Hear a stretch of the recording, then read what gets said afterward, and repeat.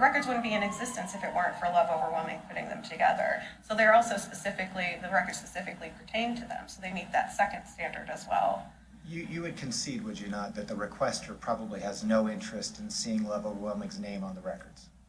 I don't know what their interest was in that. I don't know what their interest was in getting the names of the people. The data should be sufficient for a public interest. Specific with respect to Love Overwhelming, you would concede that the language of the statute, which says anybody named in the record can potentially enjoin release of the records. Why is it not reasonable to infuse into that language at least some connection to why the public might be interested in the records? Because it doesn't matter why the public wants the records for standing. Standing really is about whether or not the information should be released. It's one of the prongs under the reverse PRA.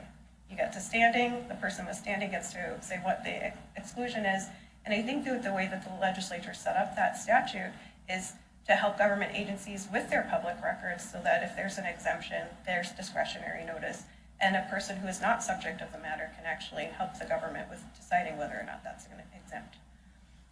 Love Overwhelming also meets the second standard of pertains because the records specifically pertain to Love Overwhelming. Love Overwhelming is concerned with their use and their disclosure.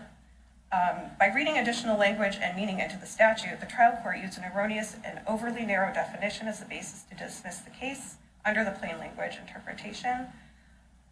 Because we are arguing that Love Overwhelming has standing under the plain language interpretation of the statute, we don't believe that associational standing is necessary, so I'd like to move on to mootness, since that's what the opposing party has briefed. So before you do that, I want to back up to Judge Price's question about the interest in sort of Love Overwhelming's stamp, or a logo at the top and maybe their staff people. Like, is there a principle in the Public Records Act overall where, judges and decision makers and people who are responding to public records requests aren't supposed to sort of speculate about the requester's intentions or what exactly they want the records for?